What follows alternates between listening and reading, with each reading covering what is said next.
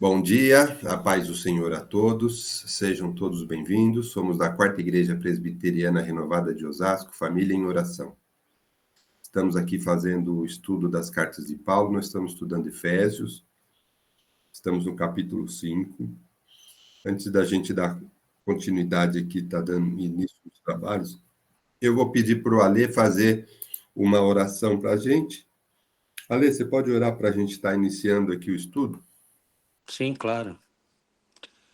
Senhor meu Deus, obrigado por mais esse dia. Obrigado por permitir que estamos aqui reunidos. E essa reunião é para ti, Senhor, para aprender a tua palavra. Dê discernimento a cada um aqui presente, né? Que possamos levar adiante os seus ensinamentos. Abençoa também, Senhor, cada um aqui.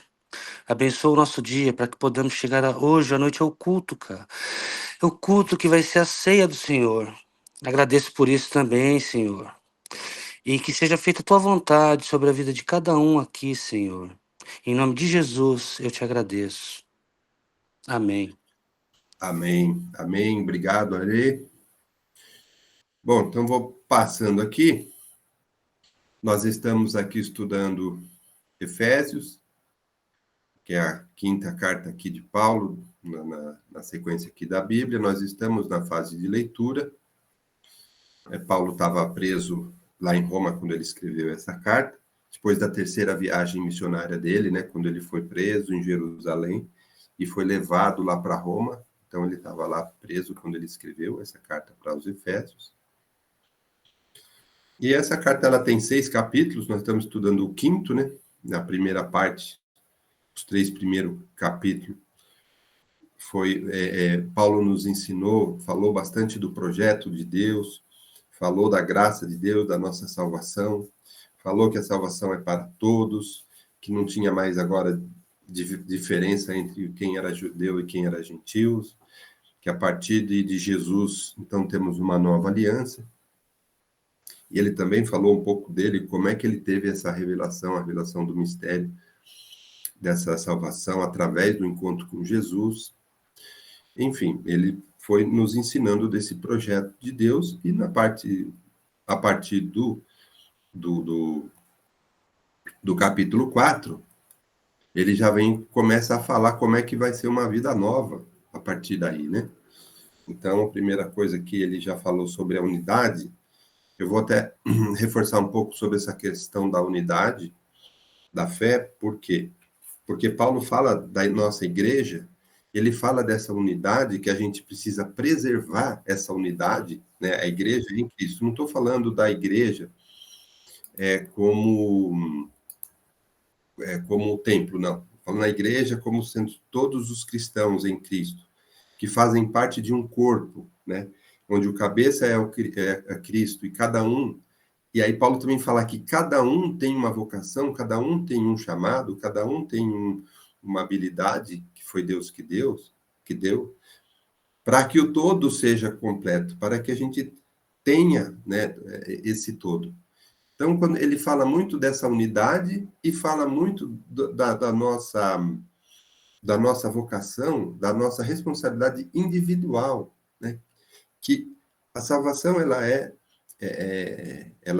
unitária, ela é individual, né? Cada um tem o seu propósito, a sua vocação, mas ela tem que estar engajada para manter essa unidade, né? A gente já comentou sobre o corpo também, deu o exemplo do corpo, né? O pé ele tem uma função para andar, a mão uma função de pegar, os olhos para enxergar, né? O ouvido para ouvir, e cada um tem a sua função, né? Cada um tem a sua função dentro do todo, né? Então, e quando a gente vai desempenhar essa função que é única de cada um, a gente tem que pensar no corpo como um todo. Então, quando o pé vai andar, ele tem que pensar no corpo, para onde está indo, né? Quando os olhos estão vendo, ele tem que estar integrado com todo o corpo, com o pé, com as mãos, enfim. Eu estou repetindo essa questão da unidade, porque quando a gente for falar sobre esse capítulo 5, sobre essa questão de como que a gente tem que viver, a gente tem que pensar no conjunto, mas a gente tem que agir de forma cada um com a sua vocação, né? Bom, então, ele falou sobre isso, e aí ele começou a falar também, na sequência, dessa vocação individual, do serviço dos santos, no caso, os santos somos nós, os cristãos. Qual que é o ministério de cada um? E aí ele fala sobre, em seguida ele fala sobre a santidade, né? A gente viu isso ainda no capítulo 4. Como é que é? Aí ele explicou como é que a gente vai andar em santidade para que esse corpo funcione, né? E aí a gente entrou no capítulo 5, né? Onde a primeira parte, onde ele fala que a gente tem que imitar, sermos imitadores de Deus, não nos seus atributos, né? E sim nas suas atitudes.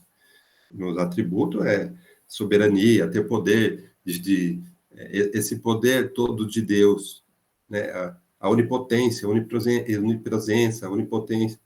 Esses não os atributos, a gente não quer ser o Deus, mas a gente tem que imitar as atitudes. O amor de Deus por nós, o perdão que ele nos deu, e temos que andar em santidade. Então, essas três coisas a gente tem que imitar a Deus. A gente aprendeu isso, e aí Paulo já entra no nosso dia a dia, ele começa a falar sobre o fruto das trevas e sobre o fruto da luz.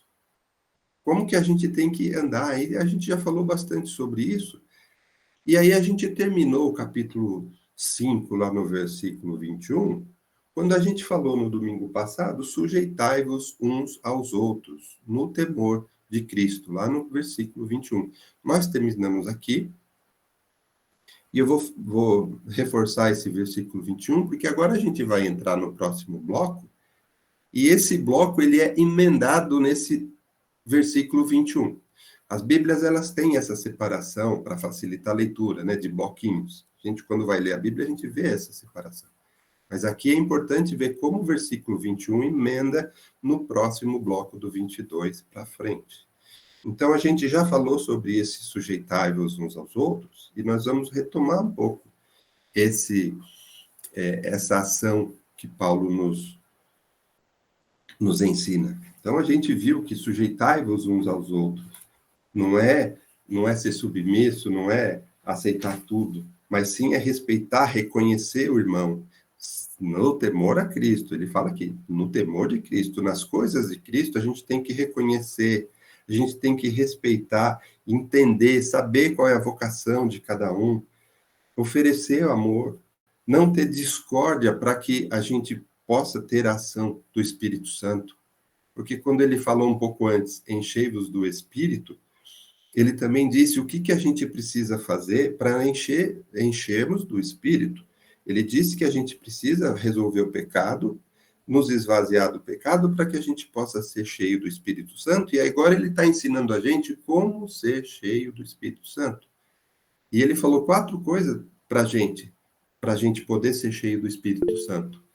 Ele falou como é que a gente tem que conversar com os irmãos, como que a gente tem que se relacionar. Ele falou que a gente tem que se relacionar com Deus, a gente tem que louvar de coração, a gente já falou sobre isso. A gente tem que entoar cânticos espirituais, já falamos sobre isso. Temos uma vida de gratidão, a gente já falou sobre isso, que está sempre olhando as coisas boas que Deus nos deu e ser grato a Ele.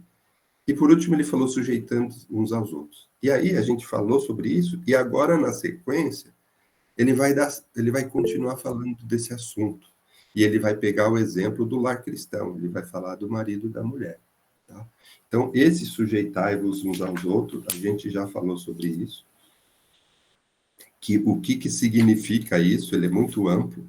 O que é esse entendimento do papel de cada um, esse entendimento dessa relação entre um e outro. E agora ele vai ampliar esse conceito para várias coisas. No lar, marido e mulher, pais e filhos, na sociedade, no relacionamento entre servos e senhores, no nosso caso também na nossa sociedade, ele vai falar sobre isso. Então, agora eu vou ler esse próximo bloco, que é do 22 até o 33, onde ele fala do lar cristão, marido e mulher. E eu vou falar para vocês aonde que ele vai emendar com o contexto que a gente vem falando até aqui. Por isso que é bom essa introdução. Antes de eu ler aqui, O Edgar levantou a mão. Sim, eu queria só comentar um pouquinho da palavra vocação, né, que você estava comentando agora anteriormente, né, no texto. Ela tem uma origem ali, se você puxar no latim, ela tem uma origem de chamado, né, vocatio lá, né, de convite. Então, a base da palavra vocação seria um convite. Então, é você entender que essa vocação que você tem seria esse chamado, né, de Deus. Então, assim, não é uma coisa só sua também, né? Uma coisa, olha, eu acho que eu vou fazer isso, eu gosto daquilo. Não, você tem que entender que isso é um chamado de Deus. Você está preparado para atender um chamado de Deus, né? Ele te comissiona, ele te dá uma missão, né? Para que você tenha, seja usado de uma maneira em que você tem essa habilidade dada por Deus ali. Então não é só sua ali, uma coisa que, eu gosto de fazer isso. Não é bem isso, né? Talvez você goste de fazer algumas coisas, mas não é só sua missão dentro da igreja, né? Talvez seja só uma habilidade que Deus te deu, mas não necessariamente você vai trabalhar com isso dentro da igreja, né? Você tem que entender qual é o seu chamado verdadeiro dentro da igreja, né? Não é porque você fala bem que você vai pregar, né? Talvez você fale bem para aconselhar nos cantos ali, os irmãos. Então, não necessariamente sua vocação seja no sentido profissional da coisa, como é no meio secular, né? Então, entender essa vocação, né? Chamado de Deus, né? Ótimo, ótimo, Edgar. Inclusive, reforçando isso, eu gosto também da palavra propósito de Deus para a nossa vida, né? Olha aqui o versículo 17, né? Que antecede aqui esse pedaço que a gente está falando. No versículo 17, ele fala assim, ó, que para a gente procurar e compreender qual a vontade do Senhor. Sim. Então, isso é que o Edgar falou, a gente não vai por a nossa cabeça. O ensinamento aqui a gente tem um propósito, uma vocação, um chamado, sim, e a gente tem que procurar compreender qual é a vontade do Senhor. Sim, às vezes, às vezes, Marcelino, a gente confunde um pouquinho o que é essa coisa do, eu tenho habilidades para mexer com tal coisa. Mas não estamos falando de habilidades físicas só, né? Estamos falando dessa coisa que é inspirada por Deus, né? E às vezes a pessoa acha que, porque eu danço bem, eu canto bem, eu falo bem, eu mexo bem com elétrica, eu mexo bem com isso aqui. Não é essa vocação que a gente está falando, né? Esse chamado de Deus pode sim ser utilizado, esse tipo de habilidade e tal, dentro da igreja, mas não necessariamente é isso, né? A gente precisa tentar separar um pouquinho desse carne e espírito, né? Do que a palavra diz ali, né? Separar juntas e medulas ali, separar aquilo que é necessário, né? Dentro da igreja. E às vezes é uma vocação sua que você nem sabe, né? E Deus vai olha, eu vou te convidar a isso, né? Você está atento, né? Isso, e dentro desse projeto do plano de Deus, nós temos um papel a cumprir. Nós temos que procurar saber qual é e temos um papel para cumprir, sim. Não vamos simplesmente estar vivendo sem conhecer a palavra, sem conhecer o plano de Deus, o que ele espera. E aí Paulo vem, quando ele fala assim, sujeitando-vos uns aos outros, aí ele vai começar, a partir de agora, e nós vamos ler do 22 para frente, como que é a vida com os irmãos. Aí ele fala no lar, vai começar no lar, vai começar em casa, né? Aí ele vai explorando esse convívio com as pessoas, né? Que não pode ser de qualquer jeito. Então, Deus tem um plano, ele preparou tudo. Qual que é a base da sociedade? Por que a gente insiste que a família é o principal modelo nosso, o principal projeto de Deus é a família. Começa aí, né? Então, a gente vai ler esse bloco do 22 ao 33, e depois nós vamos conversar sobre isso. Tá bom? Então, vou ler do 22 para frente, tá bom? Ô Marcelino, só uma... Oi, pastor. Eu acho que é interessante que todos que estão assistindo já pegar um papel e anotar aquilo que você está aprendendo. E no final desse capítulo, semana que vem, seria interessante a gente perguntar para as pessoas o que você aprendeu desse capítulo. É importante, né? Porque tem tanto ensinamento para nós, até agora, nesse capítulo 5, né? ele fala sobre tanta coisa, ele fala prudente, tem que ser prudente, como você está andando, o que significa isso aí? Veja como você está andando, veja o que você está fazendo de certo, veja o que está fazendo de errado, né? É um monte de detalhes aqui que Deus está nos ensinando através da palavra. Então, uma sugestão é que todos peguem uma caneta, um papel, e você vai falando, nós vamos aprendendo, vamos anotando, né? Para gravarmos aquilo que estamos aprendendo, né? Senão fica como o vento, que ouviu e foi embora. Então, a sugestão é que todos peguem uma caneta, um papel e vai anotando. E também pode anotar as perguntas, aquilo que você não entendeu, né? Porque não podemos esquecer que a escola dominical já diz escola. E quando você vai para a escola, você tem que estar levando o quê? Um papel, uma caneta para você gravar, né? Para você escrever. Amém? Amém, pastor. E eu acho bacana isso também, porque eu acho que a gente tem que fazer, vamos fazer isso, porque é bom a gente. Eu também faço aqui um monte de anotação. Quais são os pontos principais, né? Quais que são, né?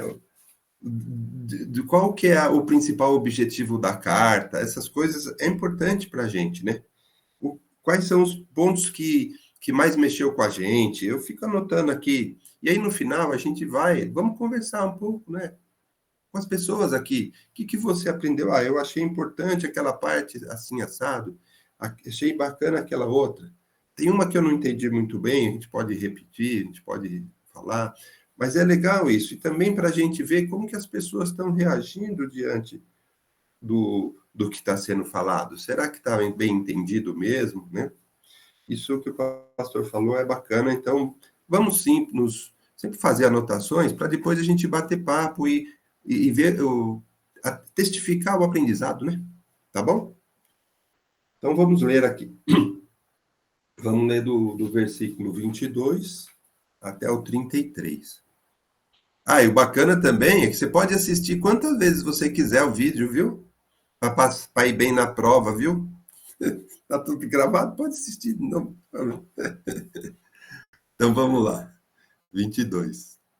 As mulheres sejam submissas ao seu próprio marido, como ao Senhor, porque o marido é o cabeça da mulher, como também Cristo é o cabeça da igreja, sendo este mesmo o salvador do corpo. Como, porém, a igreja está sujeita a Cristo, assim também as mulheres sejam em tudo submissas ao seu marido. Maridos, amai vossa mulher, como também Cristo amou a igreja, e a si mesmo se entregou por ela, para que a santificasse, tendo-a purificado por meio da lavagem de água pela palavra, para apresentar a si mesmo igreja gloriosa, sem mácula, nem ruga, nem coisa semelhante, porém santa e sem defeito. Assim também os maridos devem amar sua mulher como o próprio corpo. Quem ama a esposa, a si mesmo se ama, porque ninguém jamais odiou a própria carne. Antes a alimenta e dela cuida, como também Cristo faz com a igreja, porque somos membros do seu corpo. Eis porque deixará o homem a seu pai e a sua mãe, e se unirá à sua mulher, e se tornarão os dois uma só carne. Grande é esse mistério, mas eu me refiro a Cristo e à igreja. Não obstante, vós, cada um, de per si, também ame a própria esposa como a si mesmo, e a esposa respeite ao marido. Bom, agora nós vamos falar que tem bastante coisinha para a gente falar. Por que eu fiz aquela introdução do versículo 21? Quando Paulo começa a nos ensinar que a gente sujeitai-vos uns aos outros, e a gente falou bastante sobre a amplitude disso. Já no versículo 22, que a gente vê aqui, ó, as mulheres sejam submissas ao seu próprio marido, só um detalhe importante aqui, quando a gente fala de submissa, não é essa submissão que a gente pode estar interpretando errado. Aliás, no grego, não tem essa palavra aqui nesse versículo. No grego, está já escrito assim, ó, as mulheres ao seu marido. Mas porque a gente volta no 21 e fala assim, Paulo fala, vocês precisam se sujeitar uns aos outros. Ele já falou do modelo da igreja, que cada um tem um papel, cada um tem uma função, cada um tem que reconhecer, entender que tudo vai funcionar se cada um fizer o seu papel. Então, vocês entendam, conheçam seus irmãos, conheçam os papéis de cada um, para que a gente, se sujeitando cada um ao seu papel, o todo vai ficar legal. Aí ele entra aqui, as mulheres ao seu marido. E depois ele vai falar um monte. Mas o que eu quero dizer é só para a gente já não começar a interpretar errado sobre essa questão da submissão, porque não é uma coisa, não é ser capacho, a mulher ser capacho do marido. Não, nós estamos falando de algo amplo. Nós estamos entendendo o que é entender o projeto, as funções, o modelo. Não é uma submissão de... Não é uma submissão, como eu falei, de ser capacho, né? Não é isso. Então, quando a gente já começa aqui a entender, a gente já vê que Paulo já começa a falar da onde a gente começa a entender o modelo do projeto. É na constituição da família. Então, a primeira coisa que ele pega é uma família. Depois ele vem falar do resto. E sempre colocando no pano de fundo a igreja de Cristo, que é o assunto principal que ele está falando nessa carta. Como funciona a igreja de Cristo? Ela funciona com tudo, cada um fazendo o seu pedacinho, mas sempre olhando o plano como um todo. E aí ele começa a falar. E começa a falar que a gente começa no lar, no relacionamento do lar é que começa a igreja de Cristo, o plano de Deus. E aí ele começa a falar aqui dos papéis. Essa submissão, só para a gente deixar claro, ela não é uma humilhação, não é ser inferior, porque homem e mulher é mesmo nível. Aqui não é ser inferior. Aqui, quando a gente fala de se sujeitar, né? Como a gente estava falando no 21, esse termo bíblico é uma coisa, é uma aceitação, é uma disposição, é voluntária. É uma disposição voluntária para apoiar, para abençoar, para servir, para fazer a coisa acontecer, né? Então, esse nível de submissão não tem nada a ver com submissão de gênero, por exemplo. Eu queria até dar um exemplo, tem um pastor que falou muito bem sobre isso. Não é questão de homem e mulher, e sim de papéis.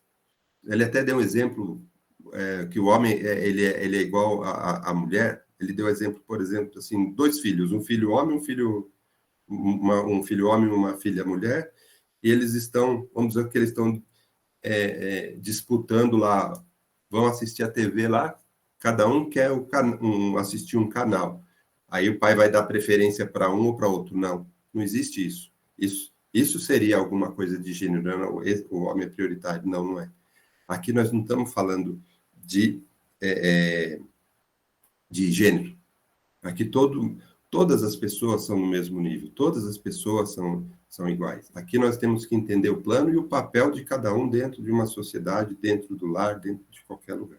Então, o comecinho da nossa discussão já vem deixar claro o que é sujeição aqui. É nesse sentido mais amplo. Edgar queria falar alguma coisa? Sim, a gente não pode esquecer também de contextualizar e também de colocar, né, esse texto de quando ele foi escrito para um povo que era ali naquela região da Turquia, que era uma região portuária, que era uma região corrompida, gigante, rica, né, uma região muito rica, de influências culturais absurdas ali, em que o povo se corrompia facilmente, né? Você tem nas grandes metrópoles, nas grandes cidades, facilmente o povo se corrompe pela oferta de coisas erradas que existem, né? Porque numa cidade pequena, a oferta de coisas erradas, de coisas corrompidas, são menores, né? Ali você não tem muito para onde ir, a vida é mais calma e tal. Mas imagina ali naquela região da Turquia antiga, né? Em Éfeso, uma região portuária que todo mundo, de todo lugar, passa por lá e tal. Então, o que é a família? O que é o casamento? Né? O que é você estar dentro de uma igreja? Então, deveria ser muito complicado, né? Então, por isso, Paulo também alinhavou o casamento, alinhavou a igreja como sentido de esposa e marido, né? A igreja em si, né? Fazendo quase uma analogia ali com a esposa e marido, a igreja, né? E isso foi importante porque a igreja vivia tempos difíceis, passava por tempos difíceis, por estar numa situação geográfica e cultural complicada, né? Então tem que sempre pesar, né? Imagine você mora em São Paulo, as coisas mais complicadas do mundo são oferecidas para você, né? As mais, né, aquelas que se desviam a sua atenção o tempo todo, né? Então se repete nos dias de hoje, né? Então há de se fazer essa comparação de tempo, né? Também. Boa? Vamos lá. Então, quando a gente fala, né, do começo aqui de uma vida, né, da formação de uma família, né, que Paulo até fala que quando o homem deixa seu pai e a sua mãe para se unir à mulher e constituir uma nova família, né? Então, esse é o núcleo, né, do plano de Deus. Como é que se constrói uma família, né? Então, e já nesse modelo, a gente já vai entendendo como deve ser, né? Não pode ser um negócio bagunçado, desorganizado, e também tem que ser único. Quando um homem e uma mulher se juntam para formar uma família, né? São a partir daí que vai nascer a família. Então, tem que deixar para trás a outra família, né? Então, aqui, senão está falando, né, o homem une a mulher e vai morar com a sogra, não, não é isso, né? A gente tá mostrando aqui qual que é o modelo ideal de construção de família e quais são os papéis de cada um. E aí, quando ele fala sobre o papel de cada um, Paulo aqui, ele sempre fala da igreja, né? Ele fala, o marido é o cabeça, assim como Cristo é o cabeça da igreja, né? E ele também já fala, ele é o salvador do corpo, quer dizer, ele tem uma responsabilidade, ele se doou para o corpo, né? Então, agora vai ser formado uma família, vai ser formado um conjunto, um corpo. E existe esse papel fundamental para isso. O homem tem que pensar nisso quando ele vai querer construir uma família. Ele vai ser o sacerdote, ele vai construir um lar, né? E ele vai ter que amar, se ele não se sujeitar a isso, não vai dar certo. Então, e se o marido, quando ele ama a mulher de verdade e quer se entregar por ela e fazer tudo por ela, óbvio que essa mulher também vai querer apoiá-lo, também vai querer abençoá-lo, também vai querer fazer parte, né? Quando os dois querem fazer uma família no modelo que Deus nos coloca aqui no plano dele, nas Escrituras, quando a gente entende como vai ser, aí tudo vai se encaixar. Cada um vai fazer o seu pedaço e tudo vai dar certo, né? E isso não significa que são atividades separadas também, né? Como a gente vê hoje em dia, por exemplo, o trabalho, né, o sustento da casa, ele tem que ser organizado ali, a gente tem que conversar sobre isso, né? Existe um modelo, a gente vai ter que fazer isso, a gente vai ter que cuidar das crianças, a gente vai ter que ter um papel, a gente vai ter que ter o sustento, a gente tem sim que nos preocupar com várias coisas, né? Então, e a família aqui é um modelo, como que a gente tem que estar cuidando de tudo isso, né? Alguém falou alguma coisa? Não. Não, né? Só ouviu o Marquinhos. Então, e aí ele começa a falar, aqui no versículo 24 também, que ele fala, a igreja está sujeita a Cristo. Eu queria chamar a atenção aqui, que nós como igreja, nós que já aceitamos Jesus, a gente já não pode ficar vivendo de qualquer jeito. Paulo já está ensinando isso para a gente. Então, quando ele fala que a gente precisa aceitar um modelo, a gente precisa buscar o que Jesus espera de nós, quando ele fala que a gente precisa procurar a verdade, a gente também tem que se encaixar no modelo e ver se esse modelo está adequado. Quer dizer, está adequado, tá, porque as escrituras que vão nos orientar. Estou falando que a gente precisa andar segundo o plano de Deus. Então, quando ele fala que a igreja está sujeita a Cristo, ele está dizendo aqui que a gente entendeu sim o plano, a gente entendeu sim que os ensinamentos de Jesus são bons para nós, a gente entendeu que ele ele deu a vida dele para nós. Então, e a gente também se propôs a andar no modelo de que foi ensinado por ele. Então, quando ele fala, assim também as mulheres sejam em tudo submissas ao marido, se ele é o cabeça da igreja e ama a igreja como Cristo, então nós também, como igreja, devemos andar segundo os ensinamentos de Cristo. Então, de novo, depois que a gente aceita Jesus, a gente se converte, a gente precisa buscar a palavra, a gente precisa saber como a gente precisa andar, como que é andar em santidade, como que é essa vida nova. A gente não pode continuar vivendo do jeito que estava. É a mesma coisa, tem muito casal que às vezes casa e quer continuar do jeito que era antes, quando solteiro, e não tem nada, não é assim. Existe um novo propósito, existe um modelo, existe um conjunto de papéis onde eles se encaixam perfeitamente. E quando você vê uma família harmoniosa, você vê que o homem e a mulher, eles entenderam bem qual é o propósito da unidade da família e como eles estão bem encaixados. Muitas vezes, alguns homens se unem a algumas mulheres e um não aceita o outro. Sabe? Ou não entendeu direito o plano. Tem homem que faz umas coisas tão fora do plano do que está na palavra. Você não entendeu, então, o que é construir uma família?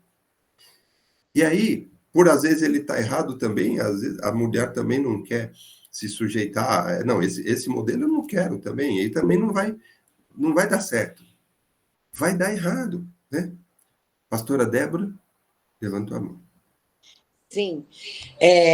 Na realidade, a Bíblia, ela nos coloca que o homem tem seus direitos, né, seus deveres, e a mulher tem também os seus deveres, os seus papéis. Quando nós entendermos que a mulher tem o seu papel e o homem também, e junto vai formar um todo, né?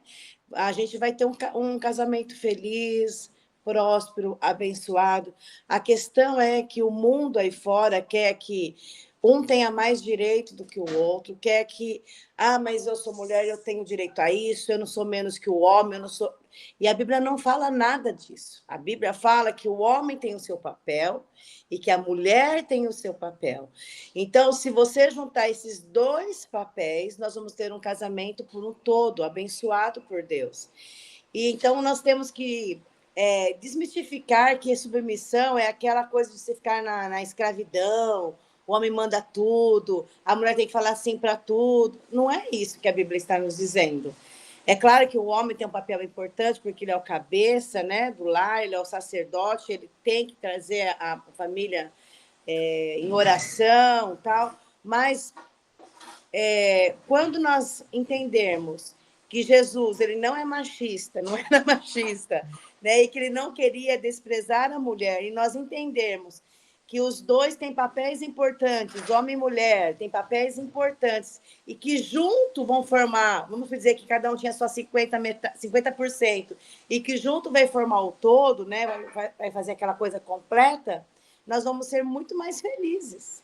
E nós vamos ser mais abençoados, porque nós estaremos seguindo aquilo que a palavra de Deus quer. Então, nós não estamos aqui para falar mal de homens ou falar que a mulher é isso, que ela é soberana, que ela é bambambam. É claro que hoje, em sociedade, a mulher tem um papel importante, ela está, né, conquistando vários espaços, mas nós não podemos deixar de entender que Jesus também nos coloca como alguns deveres enquanto mulheres, e que nós temos que, sim, ouvir muitas vezes os nossos maridos, porque muitas mulheres... né, vou dizer de mim, que são pessoas como eu sou, são mulheres que vão, que fazem, que não sei o quê. Então, se a gente, às vezes, um homem para nos segurar também, para falar calma, a gente começa a carregar o mundo nas costas, a gente começa a fazer coisas que não é para fazer, e aí a gente começa a ficar sobrecarregado e começa a reclamar, começa a adoecer, mas às vezes é a mulher que está indo para frente demais e indo para um lugar onde não é para ser... não está sendo chamada, vamos dizer assim. Então, minha mensagem aqui para nós, para entendermos, mulher, você é valorizada na Bíblia, sim. Nós somos importantes, sim. da mesma forma que os homens também são importantes. Então, quando você casa, é juntar o seu dever de mulher, é o homem juntar o dever de homem e juntos formar a unidade. É isso.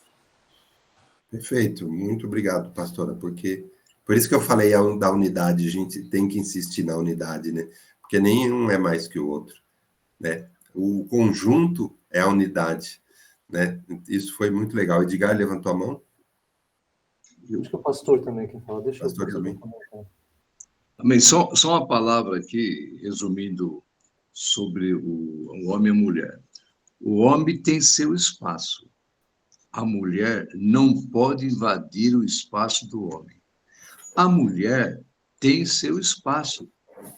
O homem não pode invadir. Nem o homem pode invadir o espaço da mulher, nem a mulher do homem. Cada um tem seu espaço. Por isso que é o casamento, né? Não podemos invadir o espaço um do outro, mas sim respeitar o espaço. Amém. A gente tem que observar, né? Porque todos somos importantes, né? Dentro da igreja, dentro da casa, na escola. Por exemplo, a Débora estava falando agora aí. Quem é mais importante, o professor ou o aluno? Né? A pessoa fala, puxa, cada um está numa função naquele momento ali, né? O professor é importante, mas sem os alunos o professor vai fazer o quê na escola? Né? Então ele precisa daqueles alunos para exercer a função dele, e aqueles alunos precisam do professor para exercer a função dele. Então cada um tem uma importância vital, os dois são vitais ali. Precisa daquele aluno prestando atenção, precisa daquele professor dando o melhor dele ali para ensinar. Então, assim, ele precisa de um motorista e precisa de alguém no carro para fazer as coisas. Precisa daquele que dirige a perua escolar e aquele que recolhe, que recebe os alunos. Qual é mais importante, o motorista ou aquele que recebe os alunos na perua? Sabe? Que conduz os alunos e tudo. Então, cada um tem uma função e são funções vitais também. E na igreja também, né? O pastor prega, mas aqueles que ouvem têm que também exercer a função de quem aprende e ensina. Então, existem, a gente começa a hierarquizar, olha, esse aqui é mais importante que aquele. Não, né? Sem aquele, o outro não tem função. Né? Você produz alguma coisa e alguém não vem consumir, então não tem sentido. Sabe aquela coisa? Então, todos estamos envolvidos numa hierarquia, não mais ou menos, mas necessária, né? Para que exista essa harmonia, né, no casal, né? Não é uma hierarquia para quebrar a harmonia, e sim para colocar ordem nas coisas, né? Não que isso seja machismo ou não, mas precisa ter, né? Senão vira uma bagunça, né? Sim, e eu também costumo dizer, né, que os dois são no mesmo nível, né? E se você tem um propósito, se você entendeu o modelo, se os dois possuem um entendimento espiritual adequado, é claro que vai funcionar, né? É claro que vai funcionar. Agora, quando uma parte começa a falhar em alguma coisa, a gente também precisa, até estava comentando ontem na nossa reunião, né? A gente precisa fazer a nossa parte independente do outro, né? Então, a gente tem sim que procurar fazer o que Deus tem para nós, o que a gente entendeu de como é a vida do cristão, né? Então, vamos supor, o cônjuge falou alto comigo, vou falar alto com o cônjuge? Não preciso. O cônjuge falou alto comigo, eu vou continuar respeitando o cônjuge. E vou falar, vamos conversar sobre isso, né? Vamos tentar ver se o plano de Deus, isso daí está certo ou não, né? Então, a gente precisa sim insistir no plano, a gente precisa insistir no propósito. Os casamentos duradouros são aqueles que, quando lá no começo, quando a gente se propôs a entrar no matrimônio e construir uma família como Deus planejou, se a gente está dentro desse propósito, a gente vai perseguir. Mesmo que as coisas deem errado, mesmo que muitas vezes nós somos humanos e as nossas emoções elas são afloradas em determinada situação, o que eu preciso fazer para que o negócio não desande? Eu preciso insistir no plano de Deus, eu preciso insistir na palavra, eu preciso insistir como é que a gente vai se encher do Espírito Santo. Aqui em Efésios a gente vai ter essa dica, como é que a gente vai se encher do Espírito Santo para que a nossa vida seja fortalecida no Espírito. E nós estamos aprendendo aqui. Tudo, uma série, tem um monte, como diz o pastor Vanderlei, tem um monte de dica para a gente melhorar um monte de coisa e ser fortalecido no espírito, e quando vier esses problemas dentro do lar, o lar seja fortalecido, né? Então, eu vejo por mim, falo por mim, depois que eu me converti, como minha vida conjugal melhorou. Quando nós nos convertemos, né, eu e a Mônica, a gente se batizou junto, como que a procura da palavra e do entendimento, como é que melhorou, né, o nosso convívio? Como é que, entendendo o propósito de Deus, a gente consegue se fortalecer? Como é que, deixando as coisas erradas, a gente consegue se encher mais do Espírito Santo? Como é que, deixando de lado as nossas fraquezas carnais, como é que a gente consegue nos fortalecer no Espírito? Como é que isso ajuda bastante na vida familiar, na vida conjugal? Isso é muito relevante, esses ensinamentos de Paulo, para que a gente tenha força quando vem o vendaval para dentro de casa. O Edgar levantou a mão? Deixa eu só comentar rápido, o pastor está na sequência aí, mas é rápido. Quando você ouve ali, em vários nos textos bíblicos, quando fala que depois, no casamento, né, acho que em Marcos, né, mas é um só corpo, né, você passa a ser um corpo, né, quando você casa, e você vai querer o mal com o seu próprio corpo, você vai maltratar seu próprio corpo. Então, se você se torna um só, né, e mesma coisa na igreja também, né, você agora é corpo de Cristo, e você vai querer o mal para o seu próprio corpo, se você faz parte desse corpo de Cristo, né? Então você é um só na igreja, e você vai começar a flagelar ali, a judiar, brincando, assim, a castigar alguém, a falar mal do seu próprio corpo, né? Sabe aquela coisa assim? Então não bate isso, né? É a mesma coisa no casado, né? Tá ali, você tá junto, e você vai ficar cutucando o seu próprio corpo, você vai ficar fazendo com que ele sofra. Isso não tem sentido, né? Então, você sempre querer o bem, você tratar o bem, o cônjuge, porque ele é um corpo só. Ele bem, você também bem, né? Ele está feliz, você também está feliz. Então, fazendo o seu cônjuge feliz, você, né, por tabela, também vai estar feliz, né? Porque você é um corpo, né? Um só. Deixou de ser dois, agora é um só. Né? Exatamente. Amém. E aí, antes de eu passar para o pastor Vani, né, só complementando aqui, o 28, tá, né, o 28 e 29, né, fala sobre isso, que Paulo fala que o homem tem que amar a esposa como a si mesmo, e ele fala aqui no 29, ninguém jamais odiou a própria carne, então ele cuida do próprio corpo. Então ele falou, assim como Cristo também faz com a igreja, então se nós somos membro do corpo, não tem sentido um membro querer, se nós somos únicos, não tem por que você judiar do próprio corpo. Então, nós somos únicos, a gente se uniu para formar uma família, até ele fala aqui na sequência. Então, você vai deixar seu pai e sua mãe, você vai se unir à sua mulher, e vocês vão ser um. Pastor Vani, o pastor Vanderlei, acho que... Então, falando aí em corpo, né, eu acho que é uma coisa que dá para a gente entender bem, tanto falando de igreja, como falando de casamento, o corpo não tem jeito de um pedaço para cada lado, né? Não dá para a cabeça ir para um lado, as pernas ir para o outro, a mão ir para o outro. Então, eu acho que quando dá o exemplo de corpo, é que tem que estar na mesma direção.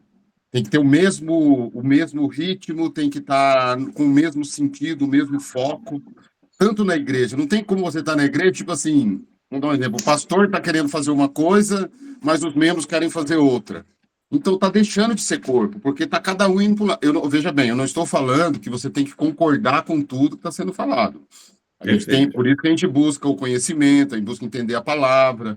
As coisas podem ser questionadas de uma maneira sadia, né? De uma maneira correta, tanto numa igreja como no casamento. Eu acho que essa comparação de igreja e casamento é muito importante, porque é a mesma coisa. Então, vocês têm que estar com o mesmo foco, a mesma direção, tem que ter esse diálogo, tem que ter essa conversa, porque não dá para separar. Se começar a ir um para cada lado, deixou de ser corpo. É um indivíduo. Deixou de ter essa união, deixou de ter essa congregação, deixou de ser o corpo, né? Então, não dá para separar o corpo e um para cada lado. E é exatamente assim, tanto no casamento como na igreja. Perfeito. Pastor? Amém. Deixa só, você falou uma coisa, Marcelino, o que o homem precisa, né, fazer para não invadir o espaço da mulher. Olha só o que diz a palavra de Deus lá em Colossenses 3:19. Para o homem não invadir. Fala assim, ó, marido, ame cada um a sua mulher e não tratem com amargura. Olha só o tratamento para você não invadir o espaço da sua mulher, você tem que tratar ela o que não pode ser com amargura. Pelo contrário, olha só o que diz Pedro 3:7. Do mesmo modo, vocês, maridos, seja sábio no viver com a sua mulher. Tratam bem ela e com honra. Então, quando o homem trata com honra, ele não está invadindo, pelo contrário, está valorizando a mulher. E a mulher? Quando que ela não invade o espaço? Olha só o que diz lá em Provérbios, o capítulo 11:16. A mulher bondosa, olha só, conquista o respeito. A mulher bondosa. Olha só, mas o homem cruéis só tratam de riqueza. Então, a mulher bondosa, o que ela faz? Não penetra no espaço do homem. Pelo contrário, valoriza o homem. Então, aqui, quando a mulher invade um espaço do homem, vai dar dificuldade. Quando a mulher invade o espaço do homem ou da mulher e vice-versa, dá dificuldade no casamento. Então, aqui, Provérbios nos ensina também como nós devemos tratar a nossa esposa e como a esposa deve tratar o marido. Fazendo assim, esse espaço não vai ser invadido e o lar, o casamento, vai ser bênção em nome do Senhor Jesus.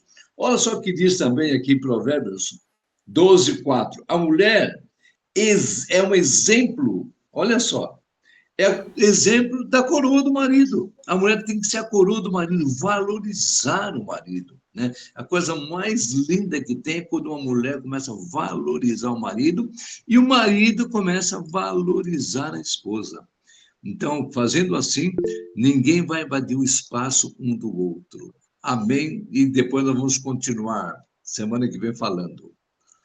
Porque como a gente só falta 5 minutos, né? O pastor Vani queria falar alguma coisa, acho que só vai dar tempo da gente orar. E também, né, claro, no domingo que vem a gente vai falar um pouco mais sobre isso, né? Porque essa mensagem, ela continua. Pastor Vani? Rapidinho, é só assim, o que o pastor Vanderlei falou aí faz todo sentido. Só também tem muito homem aí que é meio pamonha, né? Acaba obrigando a mulher a tomar atitude. Um exemplo simples, né? Às vezes a mulher pede para o homem trocar uma lâmpada e fica ali um mês aquela lâmpada para ser trocada e ele não toma atitude. Estou falando de uma coisa bem simples. Sim, às vezes ele tem que tomar atitude de resolver um problema e ele não resolve. Então ele obriga a mulher a tomar essa atitude. Ele obriga a mulher a invadir o espaço. E mesmo jeito do outro lado. Às vezes é uma coisa da mulher e ela faz esse tipo de coisa também. Então, acho que tem que ter esse consenso, como o pastor Vanderlei falou aí, de um não invadir o espaço do outro. Mas desde que os dois tomem atitude, tanto de homem como de mulher, de fazer o que precisa ser feito. Amém. Vamos orar, pastor? Amém. Vamos orar. E realmente, quando você invade o espaço, dá dificuldade. É que aqui nós estamos falando sobre o homem sábio e a mulher sábia também, né? Um valorizando o outro. Quando um deixa de valorizar, é que nem a Bíblia fala assim, mulher, seja submissa ao seu marido. Mulher, seja submissa. Mas o Senhor fala o quê? Ame a sua esposa. Tá aí, ó. Se o homem não ama a esposa, como que a mulher vai ser submissa? Entendeu? Então, é o casal. É o casal. Amém. Pai amado, obrigado, Deus amado, pela tua palavra que nós estamos aprendendo a todo domingo, Pai, na Escola Bíblica Dominical. Continua nos abençoando, nos fortalecendo, Pai amado. Deus, é aquilo que nós estamos aprendendo, Pai, que nós precisamos colocar em prática, sim, em prática, meu Deus, senão é em vão tudo aquilo que nós aprendemos. Abençoe, Pai amado, o culto de hoje, a ceia de hoje, que vai ser uma grande bênção. E a graça do nosso Senhor e Salvador Jesus Cristo, o grande amor de Deus, nosso Pai, esteja presente, Pai amado, na vida de quem está assistindo à Escola Bíblica Dominical, em nome de Jesus. Amém. Amém. Shalom, Adonai. Amém. Fica na bênção. Então, Deus abençoe a todos. Mais tarde. Amém.